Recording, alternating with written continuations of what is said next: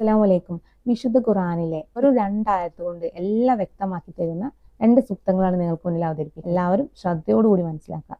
അധ്യായം 2 സൂറ അൽ ബക്കറയില് 164, 165 പറയുന്നത്, ആകാശഭൂമികളുടെ സൃഷ്ടിപ്പിലും രാപ്പകലുകളുടെ മാറ്റത്തിലും മനുഷ്യർക്ക് ഉപകാരമുള്ള വസ്തുക്കളുമായി കടലിലൂടെ സഞ്ചരിക്കുന്ന കപ്പലിലും ആകാശത്ത് നിന്ന് അള്ളാഹു മഴ ചൊരിഞ്ഞു തന്നിട്ട് നിർജീവാവസ്ഥയ്ക്ക് ശേഷം ഭൂമിക്ക് അത് മുഖേന ജീവൻ നൽകുന്നതിലും ഭൂമിയിൽ എല്ലാതരം ജന്തുവർഗങ്ങളുടെ വ്യാപിച്ചതിലും കാറ്റുകളുടെ ഗതിക്രമത്തിലും ആകാശഭൂമികൾക്കിടയിലൂടെ നിയന്ത്രിച്ച് നയിക്കപ്പെടുന്ന മേഘത്തിലും ചിന്തിക്കുന്ന ജനങ്ങൾക്ക് പല ദൃഷ്ടാന്തമുണ്ട് തീർച്ച.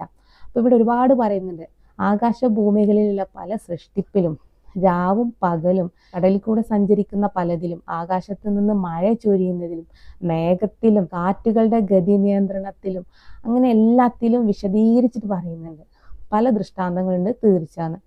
ഇതിലൊക്കെ സൃഷ്ടാവിന്റെ കൈകളെന്ന അംശമാണ് പ്രവർത്തിക്കുന്നത്. അള്ളാഹുവിന് പുറമുള്ളവരെ അള്ളാഹുവെ സ്നേഹിക്കുന്നത് പോലെ ഈ ആളുകൾ അവരെയും സ്നേഹിക്കുന്നു. എന്നാൽ സത്യവിശ്വാസികൾ അള്ളാഹുവോട് അതിശക്തമായ സ്നേഹമുള്ളവരത്തെ.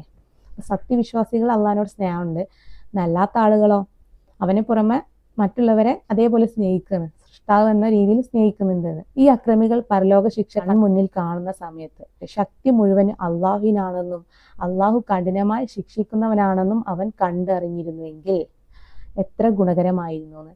എല്ലാത്തിനും കഴിവുള്ളവനാണ് സൃഷ്ടാവ് എന്നവൻ മനസ്സിലാക്കിയെങ്കിൽ അത് നമ്മുടെ ഗുണത്തിനും നമ്മുടെ ദോഷത്തിനും അതും കൂടെ അവൻ മനസ്സിലാക്കിയിരുന്നെങ്കിൽ, ഇതിൽ നിന്ന് ലാസ്റ്റ് പറയുന്നത് എന്താ, നമ്മൾ ഏറ്റവും കൂടുതൽ ശിക്ഷിക്കാൻ കഴിവുള്ളവനും കൂടിയാണ് സൃഷ്ടാവ് എന്നുള്ളത് നമ്മൾ മനസ്സിലാക്കി കഴിഞ്ഞിരുന്നുവെങ്കിൽ എത്ര വ്യക്തമായിട്ട് വിശുദ്ധ ഖുർആനിൽ എത്ര ആവർത്തിക്കപ്പെട്ടിട്ടാണ് ഈ സത്യങ്ങൾ പറയുന്നതെന്ന് അറിയാം. ഓരോ അധ്യായത്തിലേക്കും നമ്മൾ പോയി കഴിഞ്ഞാൽ ചിലപ്പോൾ ഏറ്റവും കൂടുതൽ ഓരോ ആയത്തും പറയുന്നത് അതുമായിട്ടാണ്. എന്നിട്ടൊന്നും നമുക്ക് നമ്മൾ സൃഷ്ടാവിനെ മനസ്സിലാക്കാനോ യഥാർത്ഥ സത്യവും നമുക്ക് മനസ്സിലാക്കാൻ കഴിഞ്ഞിട്ടില്ല എന്നുണ്ടെങ്കിൽ ബുദ്ധി തന്നെ ചിന്തിക്കാൻ വേണ്ടിയിട്ടാണ്. പിന്നെ എന്തിനാ നമുക്ക് ബുദ്ധി എന്നത്?